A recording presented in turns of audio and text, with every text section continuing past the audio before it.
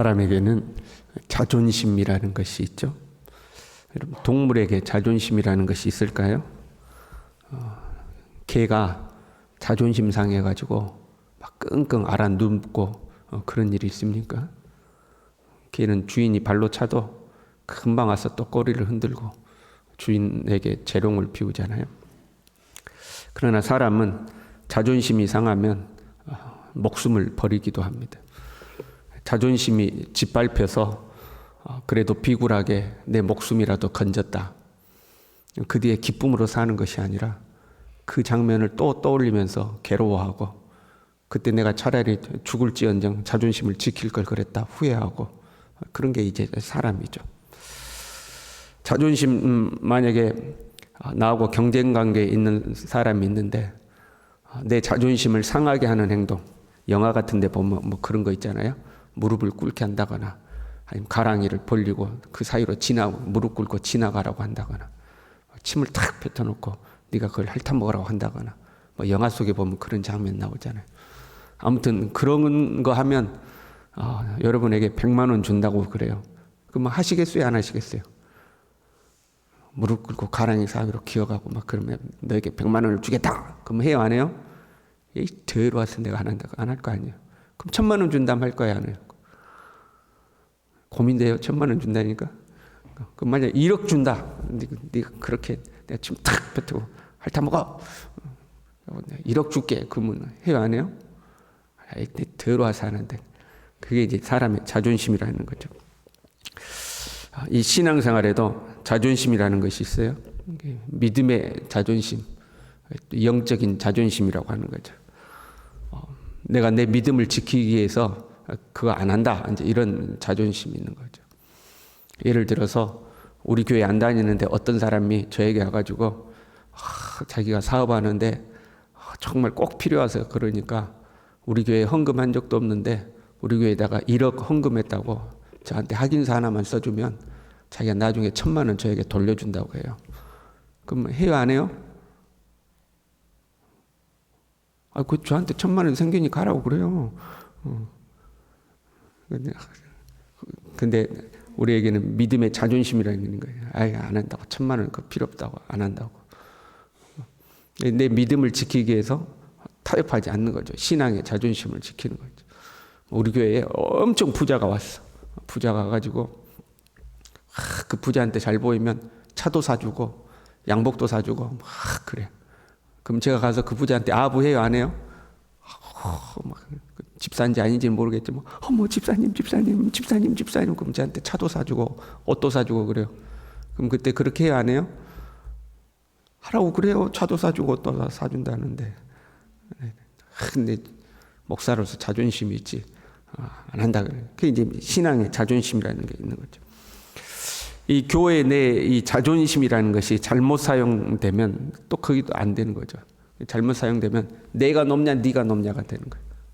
내가 네보다 나아. 내가 네보다 못한 게 뭐 있는데 이제 이런 게 되는 거예요.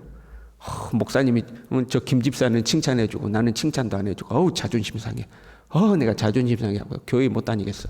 그 이제 이상한 자존심, 헛된 자존심이죠. 지가 사과해야지 내가 사과하냐? 내가 그래도 교회를 다녀도 몇 년을 다녔는데 지가 나한테 고개 숙여야지 내가 지한테 고개 숙이냐? 이런 건 이제 잘못된 자존심이라고 할 수 있겠죠. 바울은요, 비록 교회를 핍박하다가 늦게서야 예수님 만났어요. 그래도 세상적으로 보면 바울은 상당히 이 사회적 지위로 보나 가정 배경으로 보나 그가 공부했던 학벌로 보나 어느 것 하나 빠지지 않는 사람이에요. 세상적으로 보면. 당대의 사도들 중에서나 아니면 교회 장로라고 불리는 사람들 중에서 바울과 비교해서 바울처럼 공부 많이 하고 바울처럼 출신 배경이 좋은 사람은 거의 없어요. 드물어요. 갈릴리 바다에서 고기 잡던 사람들이에요. 바울은 정말로 이 가정 배경에서부터 또 율법을 지키며 살았던 삶에 있어서 공부한 거에 있어서 젊은 나이에 사회적으로 높은 지위에 오른 거에 있어서 바울은 굉장히 뛰어난 사람인 거죠. 이 은근히 목회자들 사이에서도요 그런 거 있어요. 학벌이나 자기가 사역했던 출신 교회에 대해서 어떤 이 비교 의식이 있는 거죠. 그래가지고 자부심을 가질 사람은 자부심 갖고 또 열등감을 갖는 사람은 열등감을 갖는 거죠. 성도들 사이에서도 그런 게 조금은 존재하는 것 같아요. 우리 목사님은 공부를 어디에서 했어? 미국에서 공부했어. 우리 목사님은 박사 학위까지 했어. 뭐 이런 거 있잖아요. 우리 목사님은 어디 큰 교회에서 부목사 하다가 우리 교회 왔어. 이런 거 있잖아요. 목회자들도 스스로 그것을 자랑으로 여기는 사람들이 있어요. 어떤 목사님은 말끝마다 내가 부교육자 때 서울의 어디 교회에서 사역했는데 그걸 자랑으로 여겨요. 내가 어디 큰 교회에서 사역했었다는 걸 자랑으로 여기죠. 모르겠어요. 저도 만약에 우리 교회로 담임 목사를 젊은 나이에 안 왔다면 저도 막 그 분위기가 그러니까 공부하고 뭐 학벌을 더 쌓고 그랬을 수도 있겠죠. 뭐 우리 교회를 발판 삼아서 내가 더 큰 교회로 가겠다는 야망이 있었다면 공부하고 뭐 이런 스펙을 쌓는 거죠. 스펙을. 이제 그런 게 있으니까 그런 것들이 있으니까. 바울이요. 지금 바울의 사도성에 대해서 이단들이 공격을 했어요. 교회 내에서도 바울의 사도성에 대한 이제 논란이 좀 존재했어요. 그래서 2장 1절에 보면 14년 후에 이렇게 되어 있어요. 여기서 14년 후는 1장 18절에 보면 예수님 만난 뒤 3년 만에 예루살렘 방문했다는 내용이 나왔잖아요. 그렇게 예루살렘을 방문한 14년 후에 그런 말이에요. 사도행전에 의하면 바울은 총 5번 예루살렘을 방문해요. 예수님 만난 지 3년 후에 한 번 하고 그 뒤에 14년 후에 3번 예루살렘을 방문합니다. 그 예루살렘을 방문해서 예루살렘 공회에 자신이 전파했던 복음을 제시해요. 내가 이 복음을 이렇게 이런 내용으로 전했다. 그리고 본문에 보면 유력한 자들에게 사사로이 했다. 사사로이 했다는 거 개인적으로 만나가지고 내가 전한 복음은 이런 내용이다 하고 말했다는 거예요. 여기서 유력한 자들은 명성 있는 자들 그런 의미인데 정치적으로도 명성 있는 자들. 나름 이제 정치적 명성까지 있는 사람들에게 개인적으로 가서 그렇게 자기 복음을 제시했다는 거예요. 검증받으려고. 내가 전했던 복음이 잘못되지 않았다는 것을 내가 검증받았다는 거예요. 왜 이런 사람들에게까지 바울이 복음을 제시하고 검증받았을까요? 바울을 공격하는 이단들과 거짓 교사들이 인정하는 사람들이거든요. 너희들이 인정하는 사도들, 너희들이 인정하는 예루살렘의 그 유력한 자들도 내가 전한 복음을 인정했다. 나를 인정했다. 이제 그거 이야기하는 거죠. 유력하다는 이들 중에 6절에 보면요. 내게 의무를 더하여 준 것이 없다. 그 무슨 말이냐면 내가 전했던 복음, 믿음으로 구원받는다는 그 복음 외에 추가로 나에게 요구한 것이 없었다. 내가 이방에 가서 이렇게 복음 전한다고 그러니까 네 복음에 부족한 부분이 있으니까 추가로 이거 더 해야 된다. 그렇게 한 것이 없다는 거예요. 그리고 그들은 나를 사도로 인정했고 야고보와 게바와 요한도 친교의 악수를 하며 나를 인정하였다 그러는 거예요. 그럼 바울이 예루살렘에 가서 사도들과 뭐 유력하다고 하는 자들에게 자기 이 복음을 검증받는 것은 자존심 상하는 일일 수가 있어요. 바울의 입장에서는요. 만약에 서울대 나온 사람이 고등학교 검정고시 한 사람에게 자신의 이 어떤 지식을 검증받는다고 한다면 여러분 그거 우스운 거 아니에요? 나는 서울대 나왔어. 이 사람은 고등학교 검정고시 나왔어. 그런데 내가 이 사람한테 검증을 받아야 돼. 이럴 때 우리 뭐라고 그래요? 기분 나쁘다고 하는 거죠. 사람을 뭘로 보고 말이야. 사람을 뭘로 보고 내가 그래도 서울대 나왔는데 자기는 고등학교 검정고시로 간신히 나왔는데 나를 검증한다고 막 나한테 이거 물어보고 저거 물어보고 그거 맞았니 저거는 틀렸니 그러면 여러분 기분 나쁘지 않겠어요? 여기서 조금 더 자존심 내세우면 어떻게 돼요? 에이씨 나 몰라 너가 갈 길 나 가라 나는 내 갈 길 갈란다. 내가 뭐가 아쉬워서 너희들한테 고개 숙이고 너희들한테 가서 내가 검증받고 그러냐? 그럴 수 있지 않겠어요? 지금 바울은 성공했거든요. 그래서 세상적으로 말하면 성공했어요. 1차 선교여행을 가서 교회들을 세웠고 이방의 수많은 사람들이 바울의 복음을 듣고 돌아왔다 이 말이에요. 요즘 말로 하면 교회 부흥시켰어요. 교회가 큰 교회가 됐어. 근데 뭐가 아쉬워서 가서 내가 고개 숙이고 검증받고 내가 학력으로 보나 내가 출신 성분으로 보나 내가 비교해서 뭐 뒤질 게 하나도 없는데 내가 거기 가서 뭐가 아쉬워서 하냐. 난 내 갈 길 가겠다. 당신들 갈 길 가라. 그럴 수도 있지 않겠어요. 그러나 바울은 그렇게 하지 않았어요. 그리고 그렇게 한 이유를 이렇게 했어요. 다름질한 것이 헛되지 않게 하려 합니다. 무슨 말이에요? 내가 전한 복음이 헛되지 않게 하기 위해서.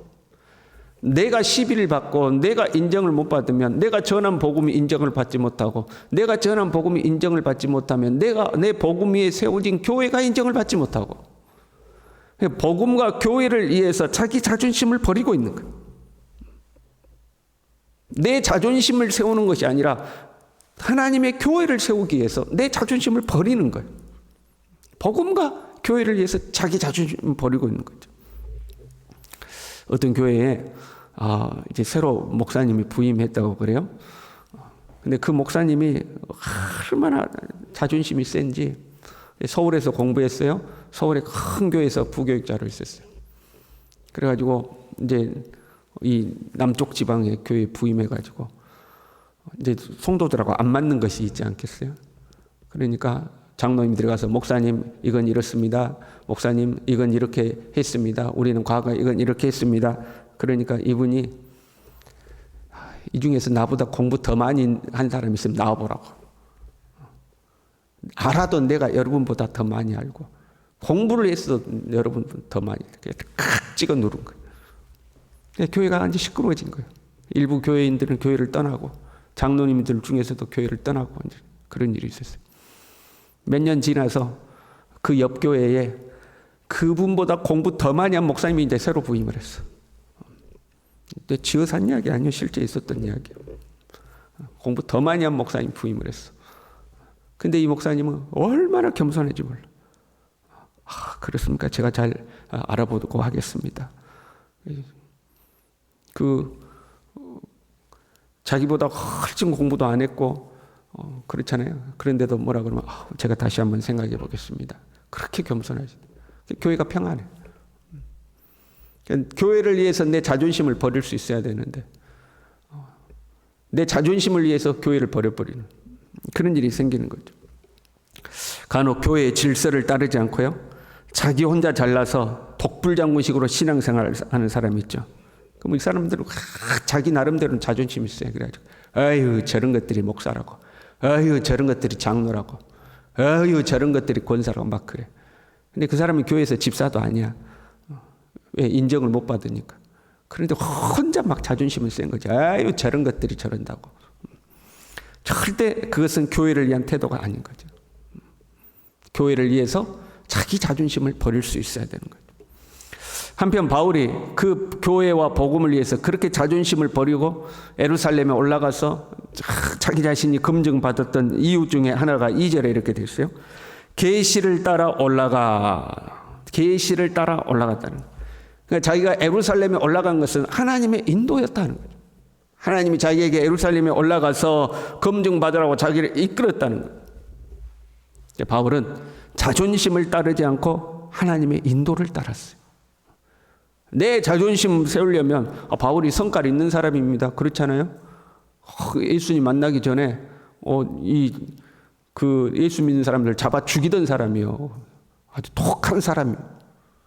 그러니까 자존심 세우려면 얼마든지 세울 수 있는 사람.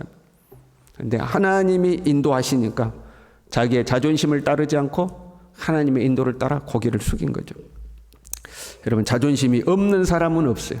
자존심이 없다, 그 다음에 죽은 사람이야. 죽어야지 자존심이 없는 거죠.